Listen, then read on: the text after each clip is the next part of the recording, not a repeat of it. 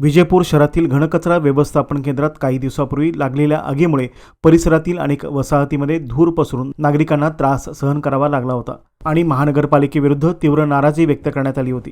या पार्श्वभूमीवर विजयपूर महानगरपालिकेने घराघरातून गोळा होणाऱ्या कचऱ्यांचे रूपांतर उत्पन्नात करण्याचा अभिनव उपक्रम सुरू केला आहे। शहरातील घरगुती तसेच व्यावसायिक आस्थापनांमधून दररोज सुमारे 135 टन ओला व सुका कचरा गोळा करून तो औद्योगिक परिसरातील प्रक्रिया केंद्रात नेला जातो। या केंद्रात कचऱ्याचे वर्गीकरण करून ओल्या कचऱ्यापासून कंपोस्ट व गांडूळ खत तयार केले जाते।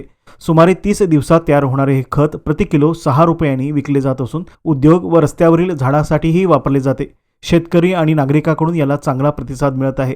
तसेच सुका व प्लास्टिक कचरा गोळा करून सिमेंट उद्योगांना दिला जात आहे, ज्यामुळे औद्योगिक वापरालाही चालना मिळत आहे।